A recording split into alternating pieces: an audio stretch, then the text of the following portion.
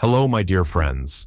Tell me honestly, are you familiar with that feeling? When after lunch, it's as if someone unseen switches off the light, fatigue washes over you, you feel drawn to lie down on your favorite sofa, and before you know it, the whole day has flown by unnoticed?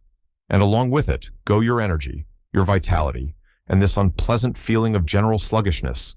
Malaise appears, as if you're constantly out of shape. You know, this isn't just age taking its toll. When we sit for hours with almost no movement, our body seems to switch into standby mode. Blood starts circulating more slowly, like a lazy river during a drought. Muscles get stiff and weaken, as if they forget their job, and digestion slows down, like a clock with a faulty pendulum. And the main culprit for this stagnation, strangely enough, is often our cozy, inviting sofa, especially if we spend most of the day on it. It becomes like a soft but treacherous swamp, subtly draining our energy. But what if I told you that you can regain your lightness, vitality, and sense of well-being by making just a few simple changes to your daily routine? Imagine more energy for the things you love, better sleep at night, a clearer head, and simply a more joyful mood. And most importantly, these tips are accessible to everyone, requiring no heroic efforts or expensive gadgets. Stay with me until the end of this conversation, and together we'll figure out how small steps can lead to big changes in your well-being. Believe me, it's worth it. So, the first step to start with, the most obvious, but no less important, interrupt long periods of sitting still with short, regular movement breaks. What does this mean? Instead of sitting on the sofa for 2 or 3 hours straight, watching TV or reading, try getting up every hour and moving for at least 5 to 10 minutes. Let me tell you the story of Margaret. She's 72 years old. Margaret loved watching old movies and could spend half the day doing so. But by evening, she felt completely worn out. Her joints ached, and her back felt like it was falling off. When her daughter suggested she simply get up every hour and walk around the apartment or step out onto the balcony for a couple of minutes, Margaret initially dismissed it. What difference will 5 minutes make? It just interrupts the movie. It seemed pointless and even a bit annoying to her. She was used to her cozy nest on the sofa, and the thought of constantly disturbing that peace provoked internal resistance. I've earned my rest, she thought. But her daughter was persistent, and Margaret decided to try, mostly just to get her off her back. The first day, she set a timer on her phone and reluctantly got up when it rang. She just walked from room to room, stretched a little. Imagine her surprise when, by evening, she noticed her back hurt much less, and the usual leaden fatigue was gone. After a week of these regular micro-walks, Margaret felt significantly more energetic. She even started going outside for those 5 minutes to get some fresh air. Why did this work for Margaret, and why will it work for you? The physiology is simple. When we stand up and move, even for a short time, we kickstart our circulation. Blood begins to flow more actively through our vessels, delivering oxygen and nutrients to muscles and organs, including the brain. Joints get necessary lubrication, muscles warm up, and don't have time to stiffen up. It's like a gulp of fresh water for a dried-up stream. Everything comes alive. Psychologically, it's also important. A short break helps to reboot the brain, release accumulated tension, and return to your activities with renewed energy. What's the benefit for you? Fewer aches in the back and joints, more energy throughout the day, better concentration, and even an improved mood, as movement stimulates the production of endorphins, our natural hormones of joy. So, my advice to you is, set a reminder or simply make it a rule. Get up from the sofa every hour and give yourself at least 5 minutes of movement. Your body will thank you. But just getting up and walking is a great start, but often it's not enough to truly clear the fog in your head and bring back your zest for life. There's another point that, for many, becomes the real key to regaining energy, especially if the sofa tempts you not only for physical rest, but also out of boredom or apathy. We're talking about what you occupy your mind and hands with during the day when you're not sleeping. And here lies point number 2, which, as practice shows, can really change everything. Let's talk about replacing passive pastimes, like mindless channel surfing or just staring at the wall, with some meaningful, engaging activity that requires your participation, even if it's small. Meet Arthur. He's 75. After retiring, Arthur spent a lot of time in front of the television, especially during the day. He watched news, sports programs, old series, but the more he watched, the more apathetic and listless he felt. He complained of brain fog and a lack of interest in anything. His wife suggested he revisit his old hobby, building model ships. Arthur was skeptical at first. What's the point? My hands aren't what they used to be, and my eyesight is failing. Besides, that's child's play. Inside, he felt a mix of frustration and insecurity. It seemed to him that he was past his prime for new hobbies, and the sofa with the TV was his rightful sanctuary. But his wife bought him a simple model sailboat kit. For the first couple of days, Arthur approached the box reluctantly. The parts seemed tiny, the instructions complicated. But then something clicked. He started figuring it out, focused. Time flew by unnoticed. He felt a spark of excitement, a desire to see it through. When the sailboat was finished, Arthur experienced a long-forgotten feeling of pride and satisfaction. He placed it on the shelf and asked his wife to buy a more complex model. The daytime drowsiness and brain fog began to recede. He spent less time in front of the TV because he had something that truly engaged him. What's the secret here, and why is this point so important? When we passively watch TV or just sit idly, our brain operates on minimal power, almost like in sleep mode. But when we engage in something that requires concentration, fine motor skills, planning, or creativity, whether it's building models like Arthur, knitting, solving crosswords, drawing, playing a musical instrument, reading an interesting book, specifically reading attentively, gardening, or even trying a new recipe, our brain activates. It starts working like a well-oiled machine, forming new neural connections. It's like the difference between stagnant water in a pond, passive sitting, and a rushing, lively mountain stream, engaged activity. Active mental and physical, even fine motor, activity not only dispels mental sluggishness, but also provides a sense of purpose and meaning. You're not just killing time, you're filling it. The practical benefits for you are enormous. Improvement in cognitive functions, memory, attention, mood boost from a sense of accomplishment and enjoyment of the process, reduced risk of depression and apathy, emergence of new interests and topics for conversation. And most importantly, you stop feeling like a passive observer of your own life and become an active participant. Think about what might engage you. Maybe something you loved doing when you were younger, or something completely new. Find your activity that makes you forget about the sofa during the day, and you'll see how your well-being changes. This truly is a key to many positive changes. When you're absorbed in an interesting activity, like Arthur with his ships, time flies, and that's wonderful. But you know what often accompanies us during such activities or just relaxing on the sofa? That's right, a cup of something close at hand. And here lies another important detail affecting our well-being, especially if we want to feel energetic, not drained. I'm talking about what we drink. Often, settling in comfortably, we place a cup of sweet tea, coffee with sugar, or worse, a soda nearby. Or, conversely, we get so engrossed in watching or dozing that we forget to drink altogether. Both are direct paths to feeling worse. Therefore, the next important step is to replace sugary drinks in periods of drought with regular intake of plain water. Let's remember Helen. She's 78 years old. Helen constantly complained of headaches, dry mouth, and general lethargy, especially in the afternoon, which she usually spent with a book on the sofa. There was always a cup of strong sweet tea beside her, a habit from her youth, for energy.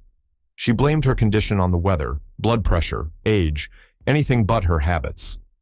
When her doctor advised her to replace the sweet tea with plain water and drink it little by little throughout the day, Helen was surprised. Water? Can that really help a headache? Tea is invigorating. It seemed too simple, almost naive, a solution. She was used to the sweet taste. Water seemed boring. But the headaches were bothersome, so she decided to follow the advice. She placed a nice pitcher of water and a glass next to the sofa. At first, she had to force herself to take a sip every half hour. After a few days, she was amazed to find that her headaches were much less frequent and severe, and the post-lunch drowsiness no longer knocked her off her feet so strongly. The feeling of dry mouth was gone. Why is water so important, especially as we age? Our body is mostly water. It participates in all metabolic processes. With age, the sense of thirst often dulls, and we may not notice that the body is dehydrated. Dehydration is a direct path to fatigue, headaches, constipation, concentration problems, and even increased blood viscosity. Sugary drinks only provide a short-term energy boost due to sugar, which is then followed by an even greater slump. It's like riding a roller coaster. After the climb, there's always a sharp drop. Plus, sugar promotes inflammatory processes in the body, which we definitely don't need. Water, however, is a pure source of life for our cells. It helps flush out toxins, supports the normal functioning of all organs, lubricates joints, improves digestion. Imagine your body as a complex machine. Water is the oil that ensures its smooth and uninterrupted operation. Without it, everything starts to creak and malfunction. What do you gain by befriending water? Reduction or disappearance of dehydration-related headaches, a boost of natural energy without the subsequent crash, improved bowel function, clearer and more hydrated skin, better brain function. Just keep a glass or bottle of plain water handy throughout the day, and take a few sips from time to time, even if you don't feel very thirsty. Let water become your simple and reliable ally in the fight against daytime sluggishness. By making friends with plain water, we take a huge step towards better well-being. But what about food? After all, settling comfortably on the sofa, our hand often reaches not only for a glass, but also for a plate with something tasty. How often, sitting in front of the TV, do we unconsciously eat a pack of cookies, a bag of chips, or a plate of leftovers? Here's the next tip. Replace such mindless snacking and eating on the sofa with mindful meals at the table, without distractions. Listen to the story of David. He's 70 years old. David loved to settle on the sofa after lunch or dinner with a plate of something delicious and watch the news or a series. He often complained of heaviness in his stomach, heartburn, and excess weight that just wouldn't budge. He felt he wasn't eating much, but the weight kept creeping up. His dietitian pointed out his habit of eating in front of the TV. David didn't understand the connection at first. What difference does it make where I eat? The food is the same. He was comfortable eating on the sofa. It was part of his relaxation ritual. The thought of sitting at the formal kitchen table alone seemed boring and uncomfortable. He was used to combining food and entertainment, but his digestive problems pushed him to try. He started having lunch and dinner at the kitchen table, turning off the TV and putting aside the newspaper. He focused on the food, its taste, smell, texture. He began to eat more slowly. And what do you think? Firstly, he discovered that he felt full with much less food. Secondly, the heaviness in his stomach and heartburn gradually disappeared. And thirdly, he started to lose a little weight, even though his diet hadn't changed much. Why does this happen? When we eat while distracted by TV, a book, or conversation, our brain doesn't receive clear signals of satiety. We can eat much more than we actually need, simply on autopilot. Furthermore, in a relaxed posture on the sofa, our stomach and intestines can be compressed, hindering digestion.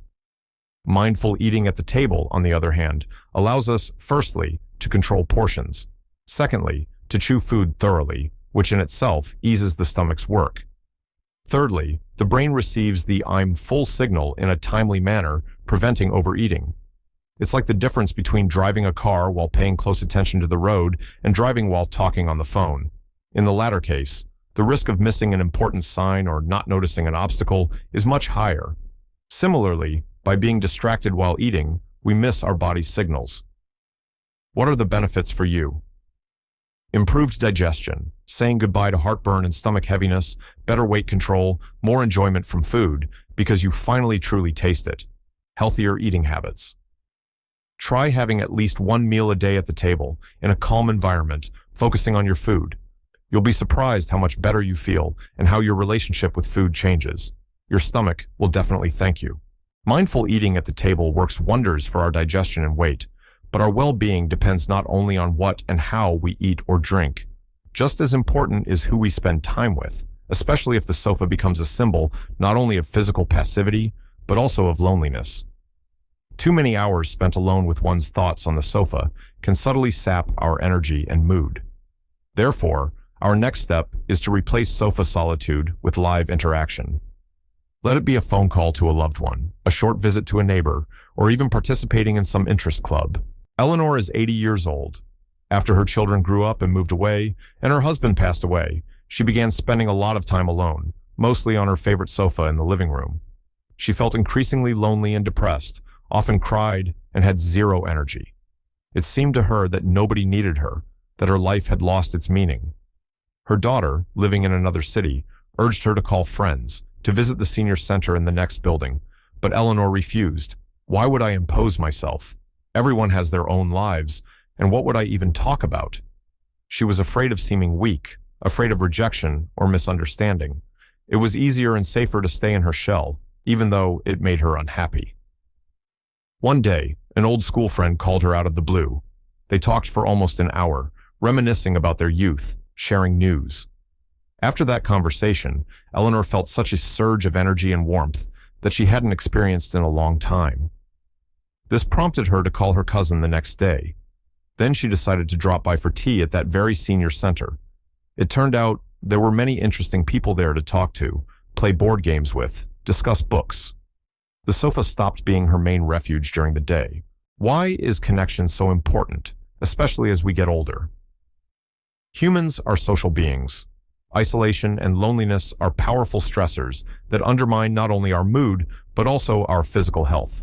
They can lead to depression, anxiety, cognitive decline, and even a weakened immune system. Connection, conversely, stimulates our brain, provides positive emotions, helps us feel needed and connected to others. It's like sunlight for a plant. Without it, it withers. Imagine your soul is a musical instrument. Without interaction with others, it remains silent and gathers dust in the corner. But as soon as someone touches the strings, strikes up a conversation, shares warmth, it comes alive and begins to resonate. What's the benefit for you? Reduced feelings of loneliness and depression, improved mood, mental stimulation, expanding social circle, a sense of support and self-worth. Don't shut yourself off within four walls, even if you feel tired or think you have nothing to say. Pick up the phone, call your children, grandchildren, old friends. Accept an invitation for tea from neighbors. Find out what clubs or interest groups are available in your area. Even a short conversation can charge you with energy and lift your spirits. Remember, connection is medicine too, and a very pleasant one. See how important it is not to withdraw into yourself and to maintain a connection with the world. Interaction gives us strength and emotions. And to ensure all these beneficial habits, short walks, engaging activities, plain water, mindful eating, live communication, fit harmoniously into your life and don't seem like a chaotic set of tasks, there's one final touch. It will help tie everything together and give your days more structure and meaning, thereby pushing aimless, hanging out on the sofa even further away. We're talking about replacing that very aimless pastime where 1 hour flows into the next without any plan, with creating a light, non-burdensome, yet structured daily routine. Meet George. He's 73. After retiring from an active job, George felt lost. The days seemed identical and empty. He woke up late, had breakfast, and then often just lay down on the sofa with a newspaper or turned on the TV, not knowing what to do with himself. By lunchtime, he felt apathy and irritation at himself for a wasted day. His wife saw how he was wilting and suggested he make a rough plan for the day. George initially scoffed. "What plan? I'm retired. I want to relax." He perceived any routine as an infringement on his freedom, a return to the work routine. It seemed to him that retirement was the time when you could finally plan nothing. But the feeling of dissatisfaction grew, and he decided to try it as an experiment. He sketched out a simple plan. Wake up at 9, exercise, those same 5 minutes. Breakfast, an hour for reading by the window, not on the sofa. A walk to the store or park. Lunch. Then time for his new hobby, model ships. Remember Arthur? A phone call to his son. Dinner. Nothing complicated, no rigid schedules. But after just a week, George felt the difference. He gained a sense of control over his time. His days felt meaningful. He managed to get more done, felt more energetic, and spent much less time on the sofa, simply out of boredom. Why is even a light routine so beneficial? Chaos and uncertainty tire our brains. When we have no plan, we constantly have to make decisions. What next? Should I lie down? Maybe watch TV? This drains mental energy. A simple routine removes this burden. It provides structure, predictability, and rhythm. It's like tracks for a train. They don't restrict its movement, but guide it towards its destination, making the journey more efficient and safe. Furthermore, when we plan our day, we are more likely to include beneficial activities. That walk, hobby, social interaction we talked about. The sofa ceases to be the only island we drift to out of boredom or fatigue. What are the advantages for you? More order and meaning in life, reduced feelings of apathy and being lost, increased productivity.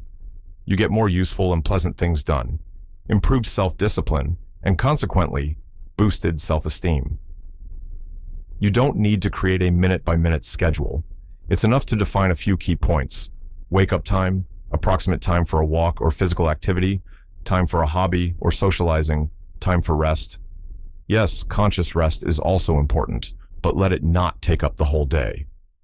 This light framework will help you use your time and energy more effectively, and you'll notice how much less you're drawn to spend the entire day on the sofa. Create your own comfortable daily rhythm, and it will help you stay active and vibrant. These are the simple but effective steps we've discussed today. You see, it's not about completely giving up rest on your favorite sofa. It can still be a place for evening relaxation or a short break. It's about ensuring it doesn't become the main character of your day, subtly robbing you of your energy and joy of life. You have lived a long, full life, accumulated invaluable experience and wisdom, and you deserve to feel good, energetic, and vibrant now at this wonderful age.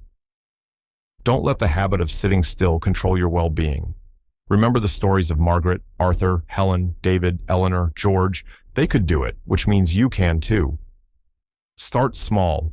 Choose one piece of advice that resonates most with you and try applying it tomorrow. Pay special attention to that second point. Finding an activity you enjoy, something that sparks your interest. A small step today is a big change in your well-being tomorrow. Believe in yourself, in your strength. You are capable of much more than you might think. Take that step towards vitality and good spirits. You can do it.